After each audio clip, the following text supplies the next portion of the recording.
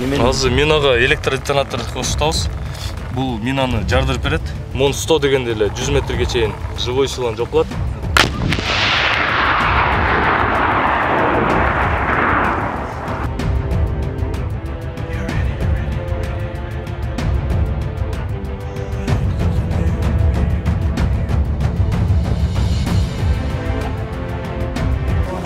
Kim öyledi? Молодец. Оценка 5.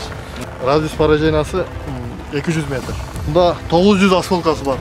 Аларга караганда 2 эсе көбүрөөк.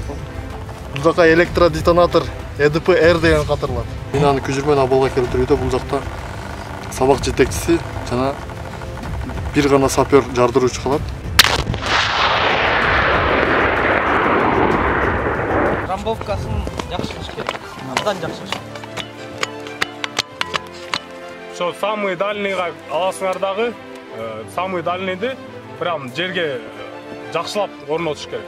2022 жылдын 20 декабрынан 23 декабрына чейин Кыргыз Республикасынын Генералдык штабынын буйругунун жана күчүрмөн планынын негизинде түштүк аймагында жайгашкан Коргоо министрлигинин аскер бөлүгүндө ИИМдин жана УКМКнын чек ара кызматынын сапердик топтору менен биргеликте инженердик сапердик бөлүмчөлөрүнүн өздүк курамдарына талаа жыйын өттү. Алар буга чейин теориялык жактан алган билимдерин практика жүзүндө аткарышты.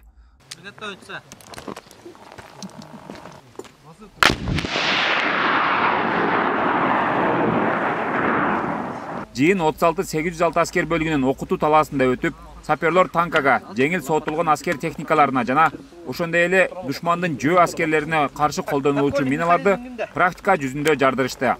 Практикалык сабактар жогорку деңгээлде өттү жана машыгуу өз максатына жетти. Иш-чаранын соңунда ИИМдин жана чек ара кызматынын аскер кызматкерлери Коргоо министрлигине өз ыраазычылыктарын билдиришти.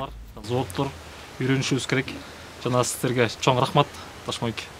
Үйрөтүп, жылга бизде сбор негизи министр соборунун менен жылга катышабыз.